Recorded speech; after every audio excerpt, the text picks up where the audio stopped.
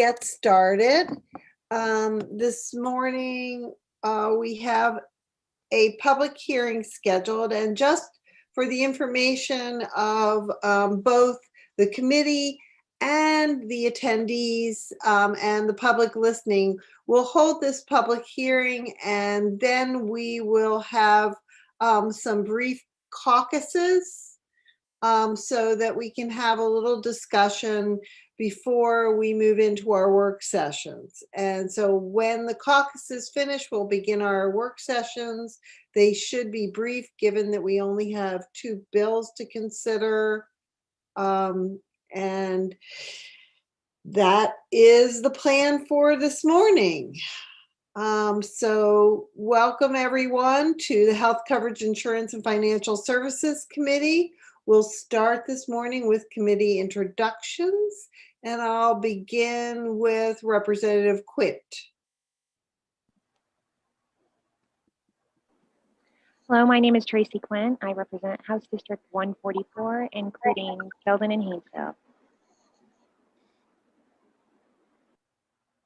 Okay, and next we'll hear from Representative Evans. Good morning.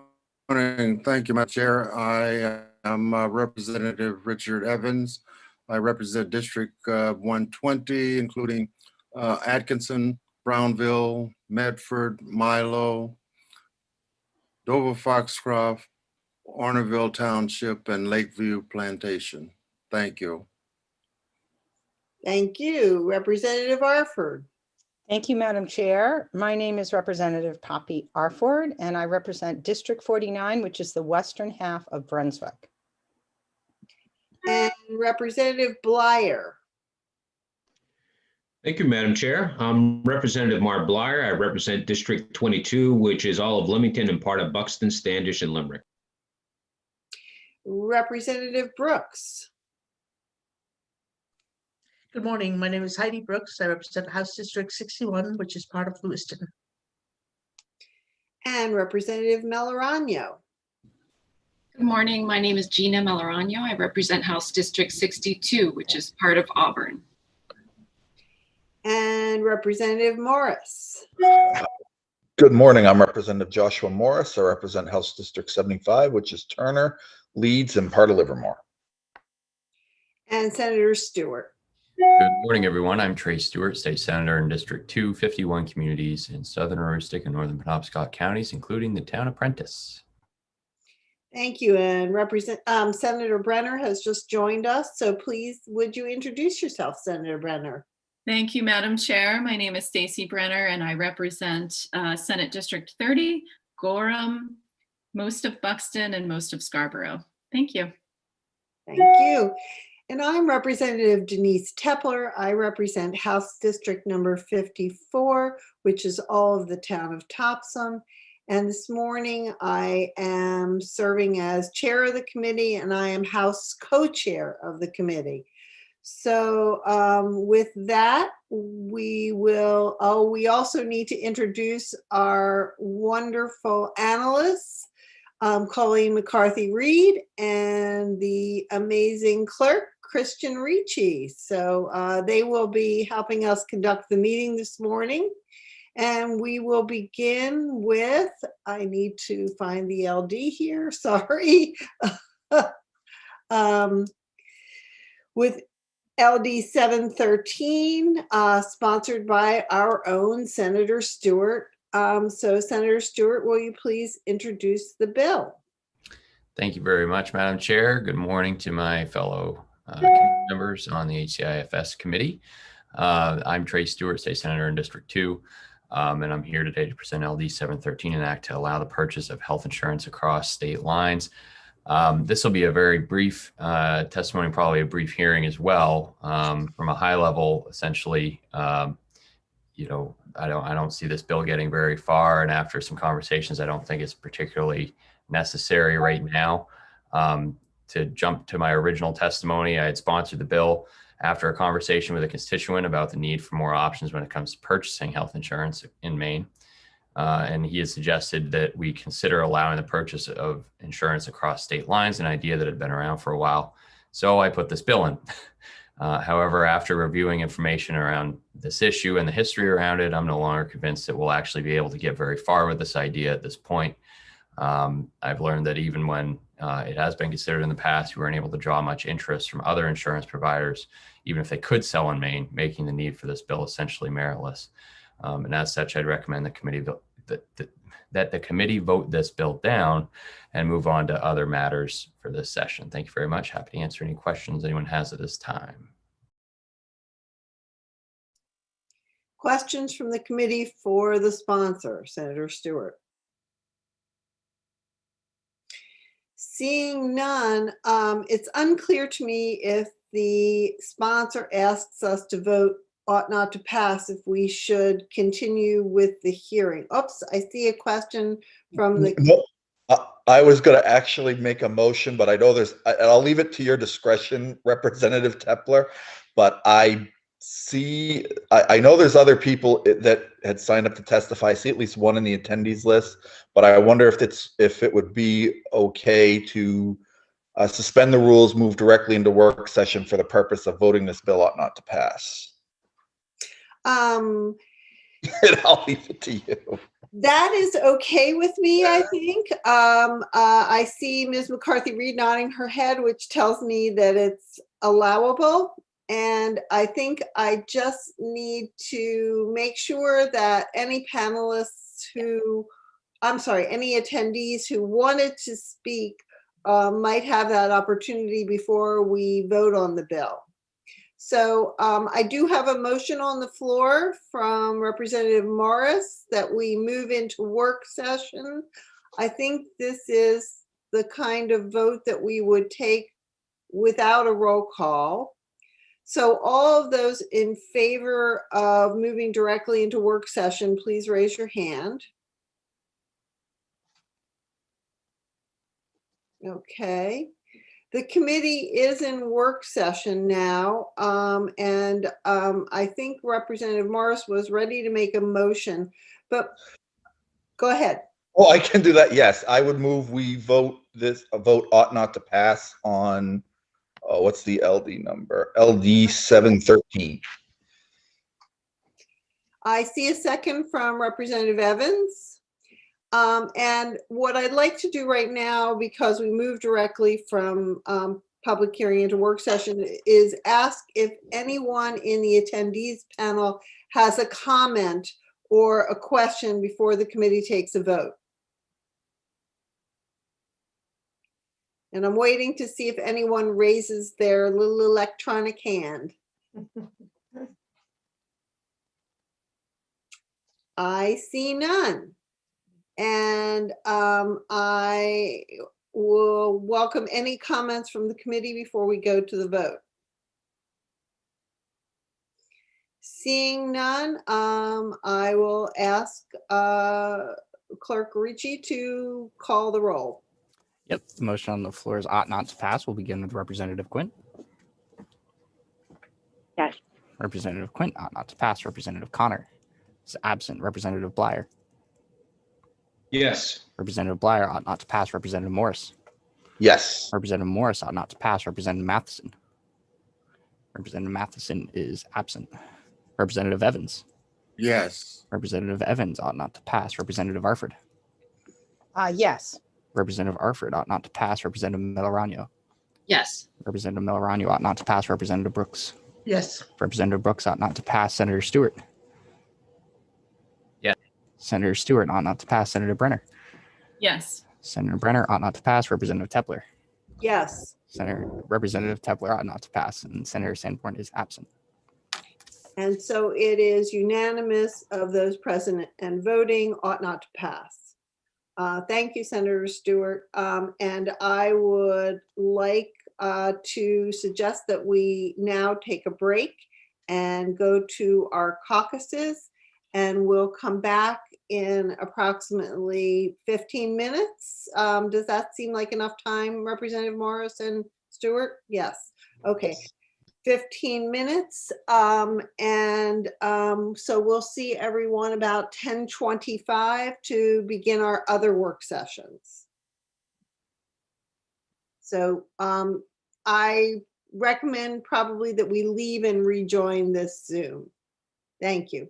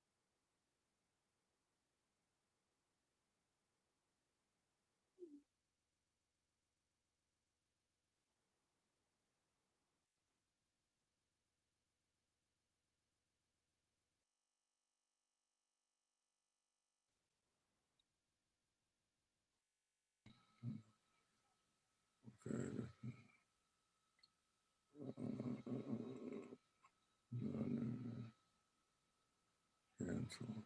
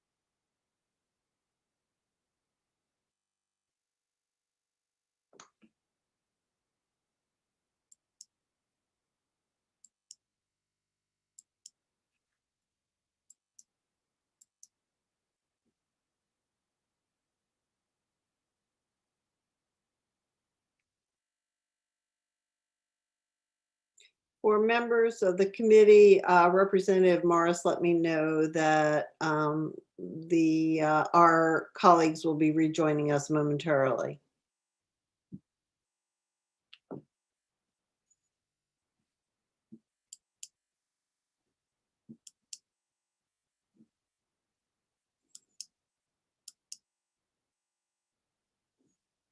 Okay.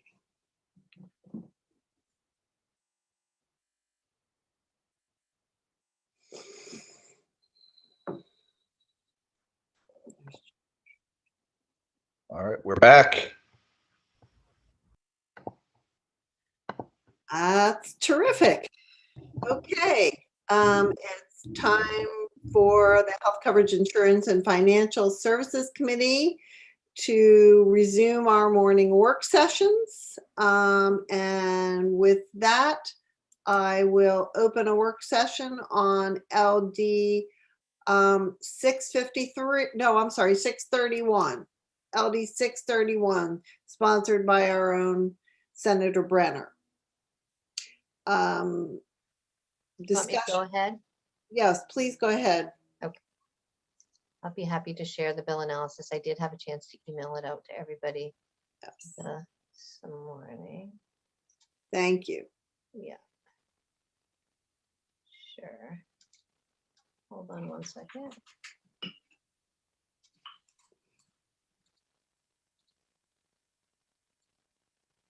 Some technical difficulties here, but should be able to get it open. We have faith, Colleen. Too many windows.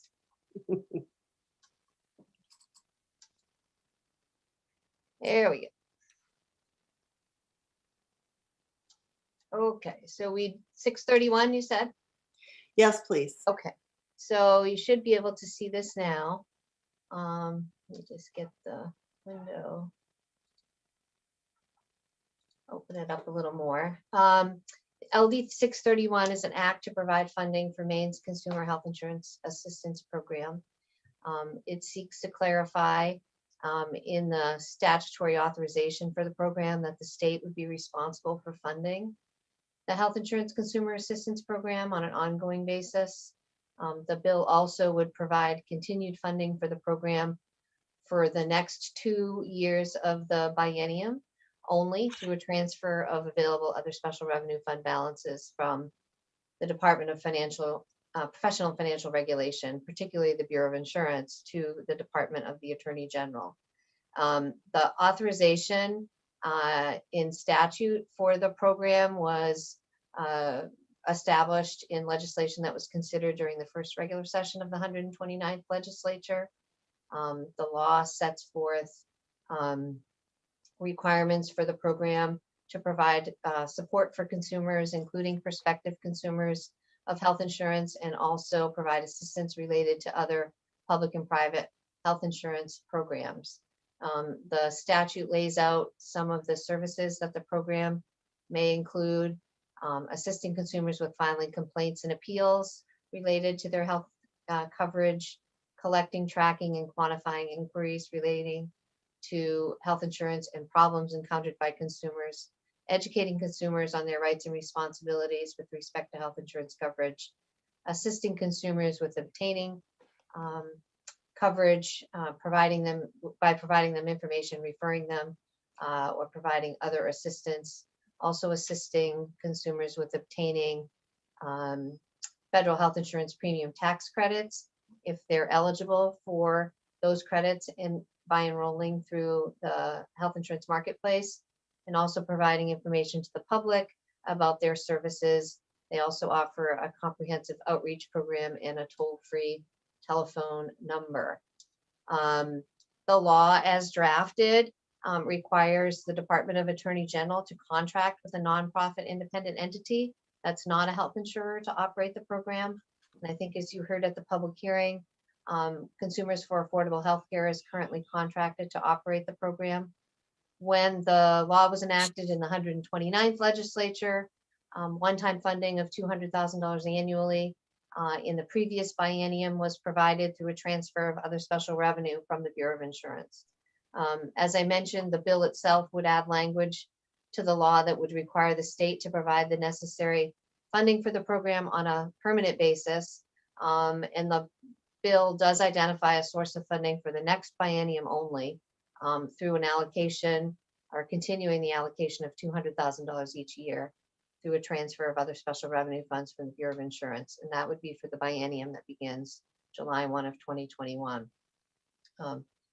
You did have some question raised at the public hearing from those testifying about whether the allocation of other special revenue funds from the Bureau of Insurance would be appropriate, particularly on it if it was a permanent source of funding for the program. Funds paid to the Bureau are intended for use by the Bureau to administer and enforce Maine's insurance laws.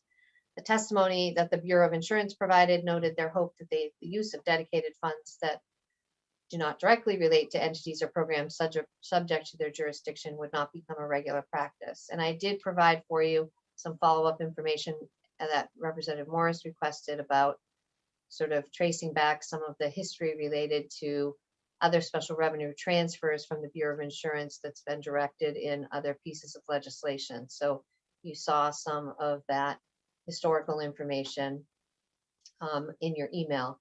And then lastly, I would just note also that the legislation that authorizes the program does require that Consumers for Affordable Healthcare submit an annual report to the department, to the Attorney General, and that is required as part of their contract. And the testimony that the Attorney General submitted did include a copy of the most recent report that was submitted by the organization about the operation of the program.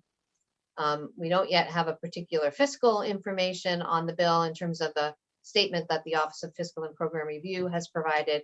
But as you know, the bill itself would propose an allocation of other special revenue funds of $200,000 in each year of the next biennium. I'm happy to answer any questions, but that's the summary of the analysis. Thank you very much. Colleen, comments and questions from the committee? Yes, Senator Sanborn, please go ahead.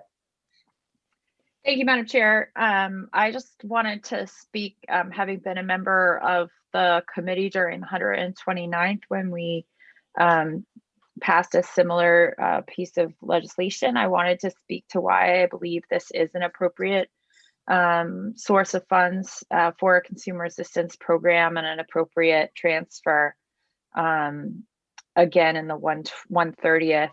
And that's because ultimately what the consumer assistance program is about helping consumers navigate the incredible obstacles that are put in their path to being able to obtain affordable, high quality health insurance.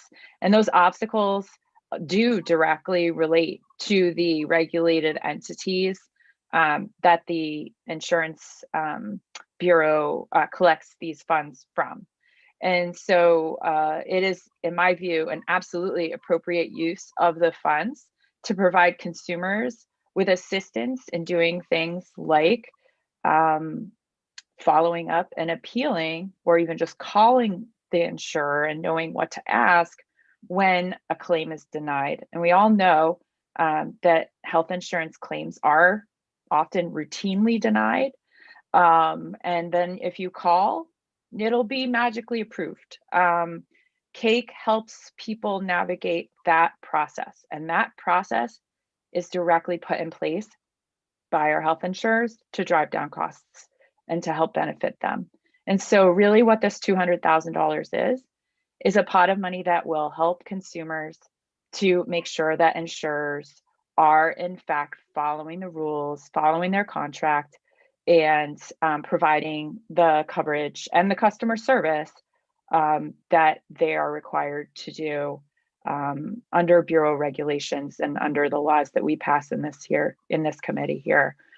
So I think it's a absolutely related expenditure. I realize that it's not being expended by the Bureau of Insurance, but this is a more effective method of providing consumer assistance than simply having a Bureau complaint line, in my view. So I strongly encourage fellow members of this committee to follow what we did in the 129th and continue this source of funding for the program. If there are additional sources of funding down the road, I actually think that consumer assistance for healthcare could use a lot more money than just the $200,000 that's here. And it did receive, consumer assistance programs did receive more money early in the ACA, and it was quite useful. But we know that consumers do not understand words like copay, coinsurance. They don't know the difference between a premium and a deductible. And so as long as we're in a position where consumers don't understand the insurance that they're buying and using and being denied coverage through, we have to invest. And frankly, $200,000 is a paltry sum for us to invest in something that is such an enormous part of our economy and of people's livelihoods and life, the way that we have things set up today through this private insurance paradigm. So thank you, Madam Chair. Thank you, Senator Sanborn. Yes, Representative Morris.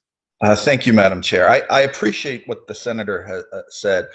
I think there's a few points I would make, though, to push back. Number one, this was a program that was passed last session in the committee at the committee level, we approved it coming out of the general fund.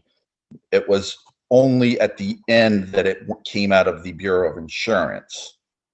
The second piece is that the Attorney General knew that this was part of his purview now, and I'm curious, I appreciate his testimony, but I would be curious why he did not include it in his budget in terms of asking for the funding there. Also, as I'm looking at the report, a lot of it dealt with, a lot of what they do too deals with help getting coverage. So it's not just people with insurance issues, people that have insurance having issues finding it, having issues with their contract. It's also people trying to help them find health insurance as well. So I would also point out that the Bureau itself did say in their testimony that they are concerned about this being swept out of their out of theirs, and hoping that this is not a permanent solution to this process. And I would say that if we ask it to be funded through a regular allocation in the budget through the general fund, there's less likely that we're going to keep getting the bill, and less likely that potentially in future sessions this is put on a chopping block. Because I do think you're absolutely right, Senator. This is an important program. And I think it's going to be important whether we're in the pandemic or post-pandemic, because you're absolutely right. There are a lot of issues with insurance, people trying to understand their insurance. So I would argue that we would be doing a better service to Mainers long-term, and a better service to the consumers for affordable health care if we had this as a general fund appropriation. There's also federal money coming down that I believe that this would be able to, that this money, that they could roll this into some of that money as well. So that would be my reason for opposing. I support the funding and will support the funding, but I cannot support it being swept out of the Bureau of Insurance. Okay, other comments from the committee? Representative Arford, you had your hand up at one point. Thank you, Madam Chair. I was just going to comment in support of Senator Sanborn's assessment, and also to say that the critical ingredient of this bill is, as Kate Endy, representing Consumers for Affordable Healthcare, reported to us during the public hearing, there is no other source that consumers can go to in the state of Maine to obtain unbiased, accurate information on how to address their insurance issues. That this organization is solely dedicated to that purpose, and they are the place to go. And so I'm fully in support of this, and also Senator Sanborn's position on it. Oh, and I also want to very much thank Senator Brenner for bringing this bill forward.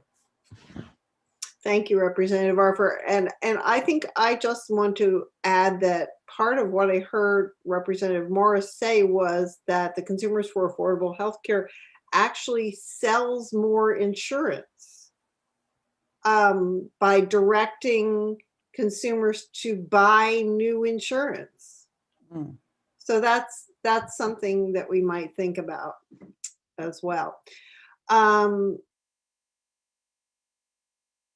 Do we want to, Senator Sanborn? I'll move ought to pass. Okay, and I have a second from Heidi Brooks, Representative Brooks. So moved by Senator Sanborn and second by Senator Brooks. Sorry, Representative Brooks. The tongue does what it wants this morning, I guess. That ought to pass. Any more discussion before we move to the vote? Representative Quinn?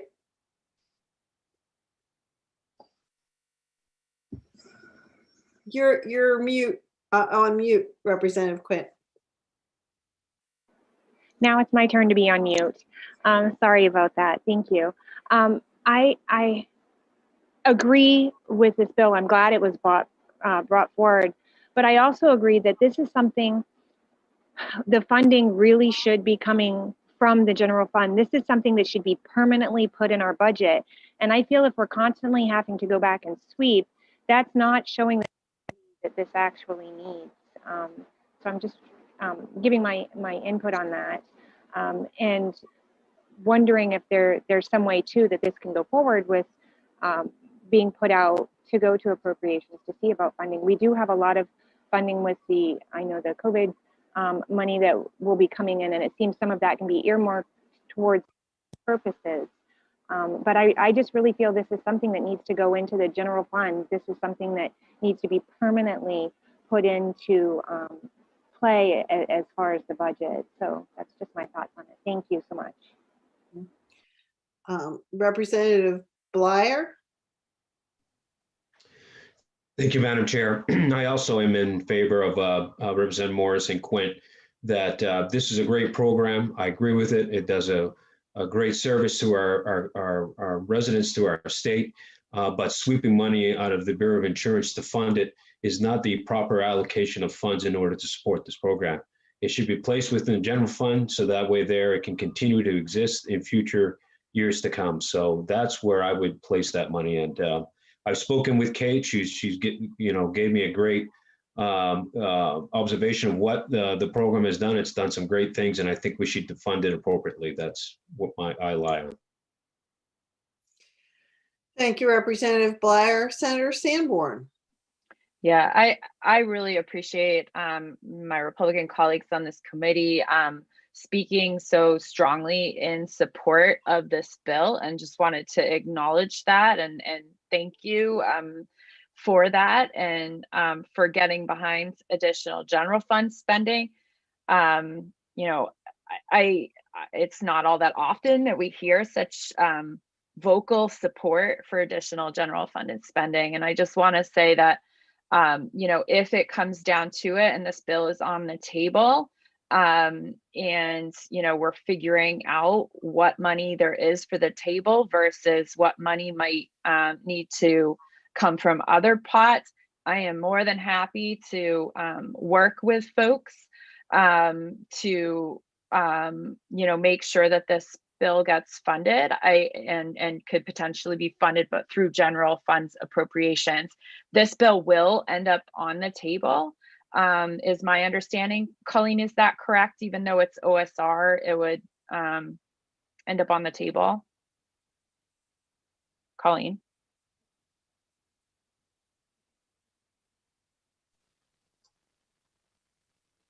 I'm not actually sure that it would have to end up on the table. I mean, it's likely that it's not an automatic thing, as I understand it, but because it's a transfer, that typically has been the practice of the Appropriations Committee to take another look at these.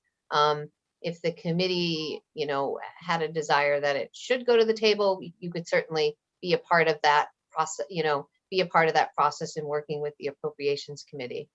Great.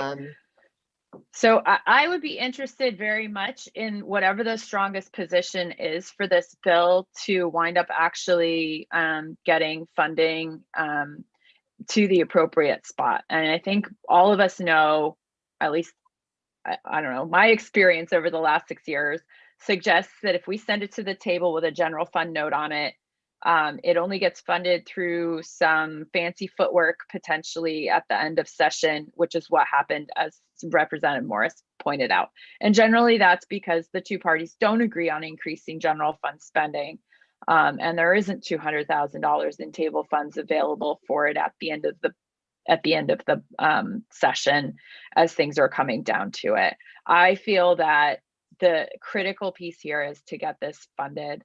And so I would love to be able to be clear with the Appropriations Committee that we have unanimity and actually really strong support for this bill in this committee, and send that message, and put this bill in the strongest position that it could be in. I just feel that you know, putting it into the general fund table is not generally a way of indicating that a bill is really actually, you know, critically important and that we all agree on it. So I remain in the position of wanting to vote it out this way, because I think it's realistically in this setting the only way it's actually going to become the law.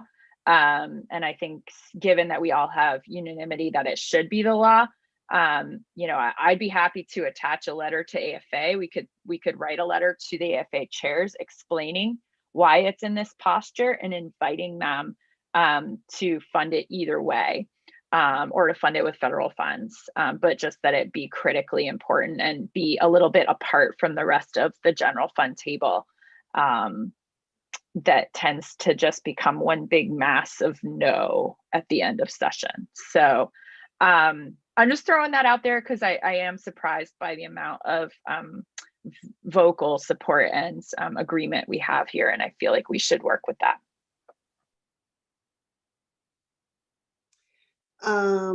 Yes, I see you, Representative Evans. I think Senator Brenner had her hand up as well. No, she doesn't want to talk. Okay, Representative Evans, please.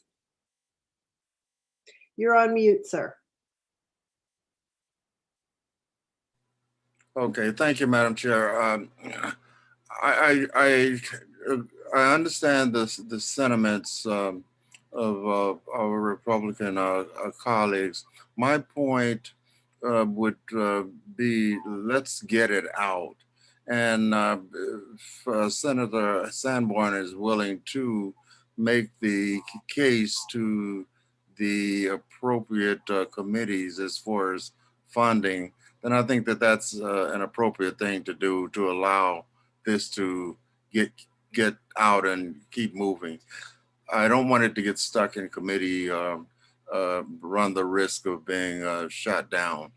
So the proposal, the offer that Senator Sanborn is making makes sense, because this is something that's has to do with consumers, and it's a strong bill. I'd like to see it continue. Thank you. So at this point, I think I need to ask our Republican colleagues if they would like to consider a voting ought to pass with a letter attached to the AFA committee. And if you would like to consider that, I think a caucus is probably appropriate, but I'll ask you, Josh. I mean, sorry, Representative Morris. Well, I think certainly we'd be willing. I mean, if the intention is to move forward with this ought to pass and then a letter to the Appropriations Committee, I suppose we could also vote it with our as a minority report, and we could send a letter to our appropriators as well, stating what the discussion was here, that we're willing to, that we support funding this program, or making this program a priority in the budget, particularly in the era of with things going on and how complex insurance is, but that we just object to it being swept out of a dedicated revenue account, I think is what, but I could not support the motion as is, with the money, with us saying that we're okay with it being swept out of a dedicated revenue account. Okay, so we would still have a divided report, but with two letters. I think, yeah, okay. Well, the other possibility is that we could strip out the allocation and leave just the language if we want to get a unanimous report, but I personally am disinclined to do that because I want to make sure that the program is actually funded. While I appreciate the suggestion, I think that maybe we should go ahead and look at it the way that it is. Okay, so I have a motion and I have a second. Is there any further discussion? Okay, seeing none, I will ask our clerk to please call the roll. Oh, I'm sorry, Representative Arford wants to say something. I just really wanted to quickly say that I hear the thinking of our Republican colleagues, and I understand that their position is a strong one within their caucus. And I just would like to invite them again to join us in the majority report. I think that this program is that important. It's the only one out there, and we absolutely have to ensure its funding. And I have a great deal of respect for my Republican colleagues, and I would just hope that they would join us. Thank you, Representative Arford. So any further comments? No. Seeing none, I'm again going to turn to our clerk to call the roll. All right, the motion is ought to pass on LD 631. I'll begin with Representative Quint.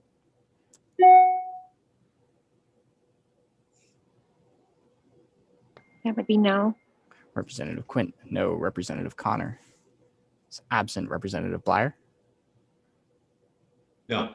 Representative Blyer, no. Representative Morris. No. Representative Morris, no. Representative Matheson. Yes. Representative Matheson ought to pass. Representative Evans. Yes. Representative Evans ought to pass. Representative Arford. Yes. Representative Arford ought to pass. Representative Melorano. Yes. Representative Melorano ought to pass. Representative Brooks. Yes. Representative Brooks ought to pass. Senator Stewart. No. Senator Stewart, no. Senator Brenner. Yes. Senator Brenner ought to pass. Representative Tepler. Yes. Representative Tepler ought to pass. Senator Sanborn. Yes. Senator Sanborn ought to pass. That is 8-4. Representative Morris or Senator Stewart, what would be the minority report? Yep, let me get it in quick on my tongue. I can tap in for me. It would be ought to pass as amended, but the difference would be the funding stream. So the at 200,000 in each year of the biennium would come from the general fund? Yes. Yeah. Okay. I noticed that Representative Morris's dog has very strong feelings on many of our bills. She's very strong-willed. She's very strong-willed. Okay. Could I also ask, is there still a desire to send a letter to the Appropriations Committee or Yes, Yeah. please. okay. And we'll send one as well. So 2 letters, one with each report, please, Colleen. That's correct, right, Representative Morris? Yes, okay. Excuse me. All right, so that ends the work session on LD 631. Next, we're moving on to LD 653. And please go ahead, Colleen, and present your bill analysis. Sure.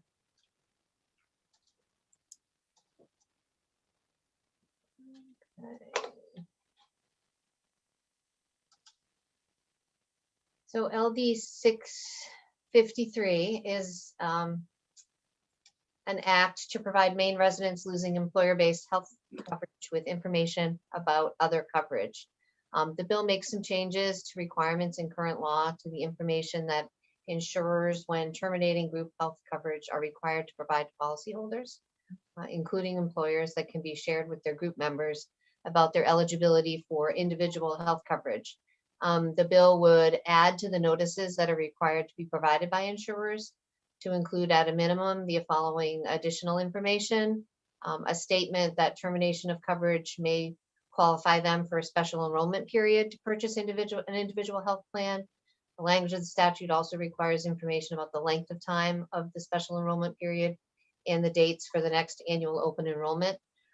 A statement that the individual may be eligible for financial assistance to purchase a plan through the health insurance marketplace, and then the contact information for the marketplace.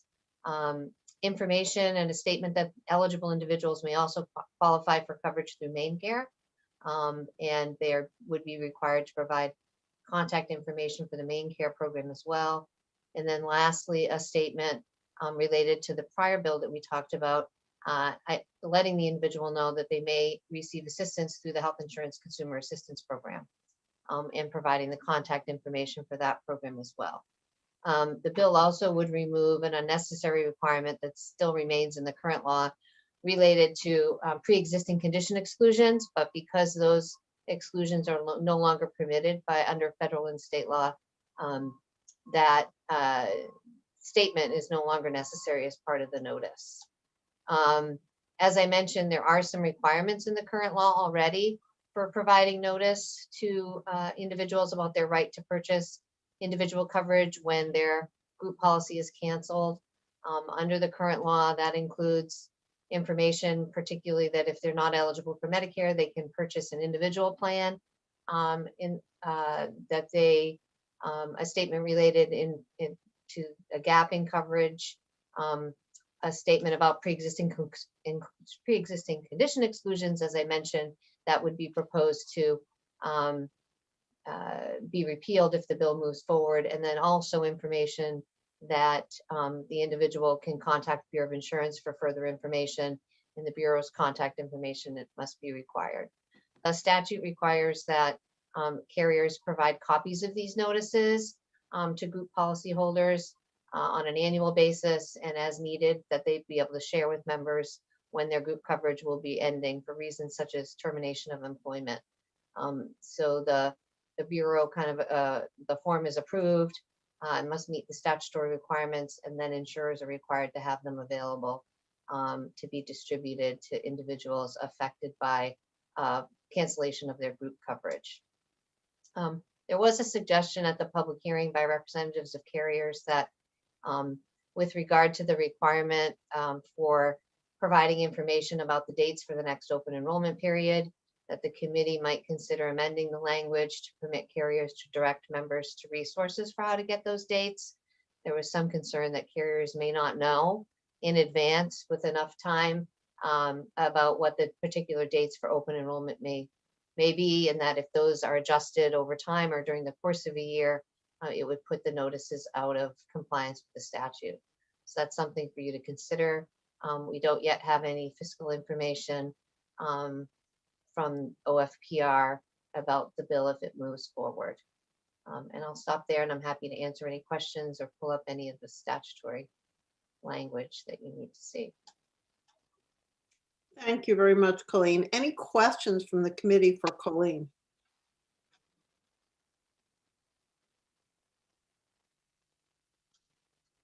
Seeing none, I guess I would entertain a motion. Yes, Representative Brooks. Ought to pass on the bill. Thank you. Can I have a second? Yes, Representative Quint is seconding. Any further discussion? Nope, it's been moved and seconded. Ought to pass, and I will ask our clerk to go ahead and call the roll. I just want to mention that Senator Sanborn had to leave for an EUT public hearing session.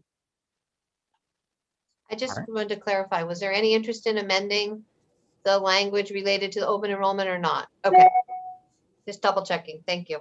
No. Okay, I'll begin with Representative Quint.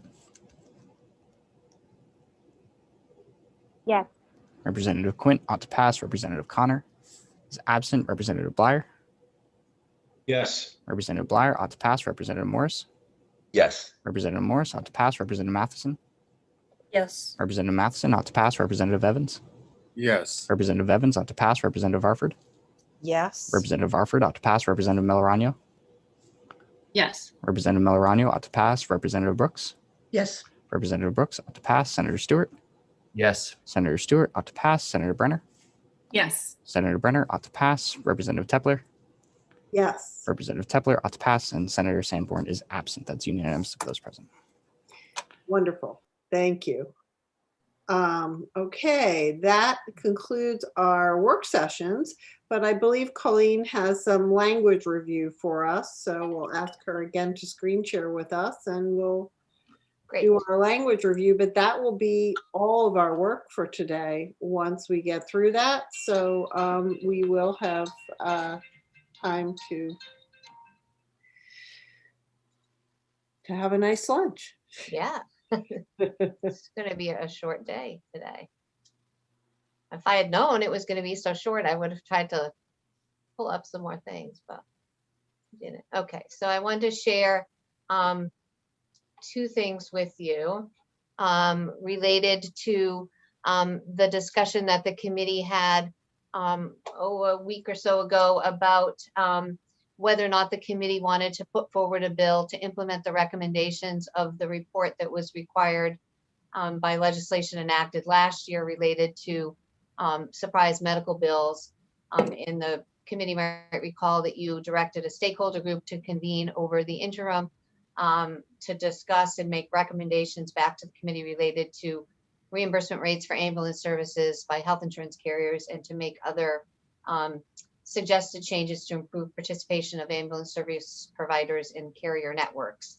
And the committee went through the recommendations of the report and decided to put forward a committee bill that would then be referred back to the committee for public hearing and full consideration. So the bill itself reflects the recommendations that were included in the report.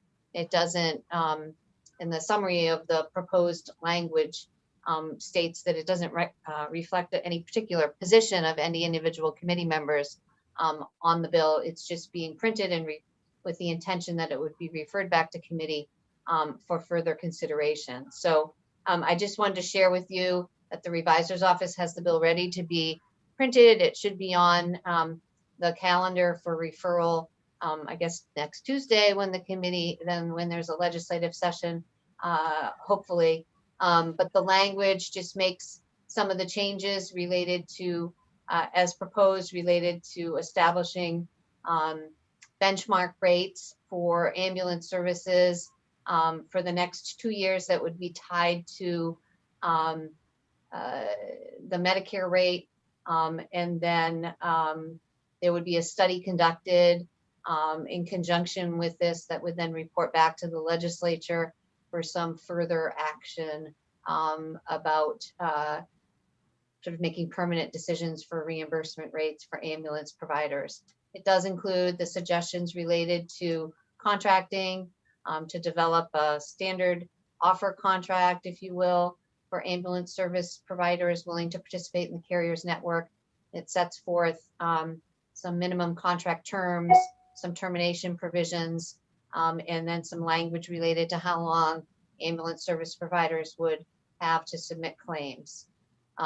It also includes proposed language related to the adoption of rules by the Maine Emergency Medical Services Board so that they could develop a process for evaluating the granting of licenses for new ambulance services in the state, including an appeals process for those decisions, and then also would direct that board to develop a program for collecting and reporting of cost and performance metrics related to emergency medical treatment services, including ambulance services. And then lastly, as I mentioned, there's language that would convene another stakeholder group that would look at some of the sort of global issues related to financial health and cost of ambulance service providers and the delivery of those services in the state. And then that group would report back in 2023. So again, the sort of interim reimbursement rates that are established in the bill could be reevaluated by the legislature at that time for making permanent changes moving forward. So this is the language of the final draft language of the bill that would be again printed and then referred back to HCIFS for further hearing. And then the second piece, you might recall that the one of the recommendations in the report related to improving reimbursement rates under Maine Care for ambulance services, and the committee had a discussion about how best to handle that. And the recommendation of the chairs is that the committee communicate with the Health and Human Services Committee, since they are the committee of jurisdiction over main care. And this is a letter to that committee, letting them know that this recommendation was included in the report related to making some changes for main care reimbursement.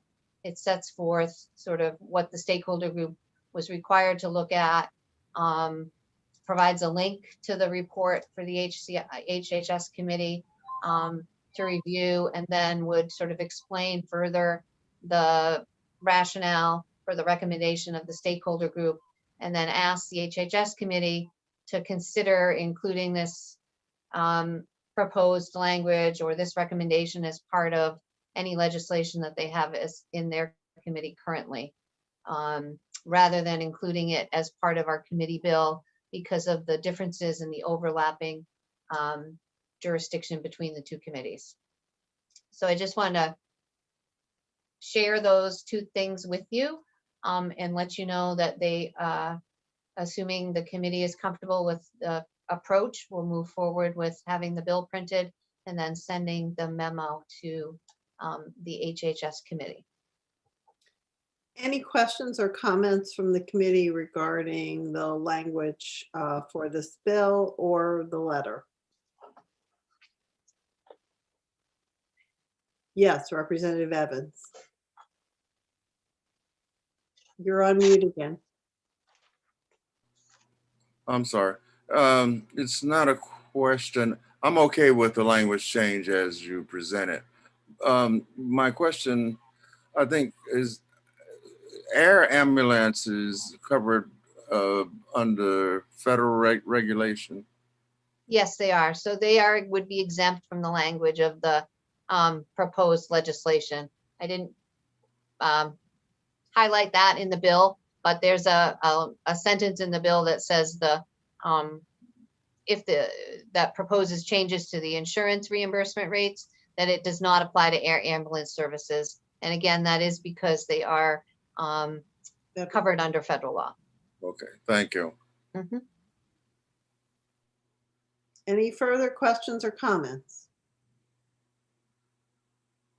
Seeing none, thank you so much for that, Ms. McCarthy-Reed. We appreciate it and look forward to seeing that bill probably pass under the hammer on the floor.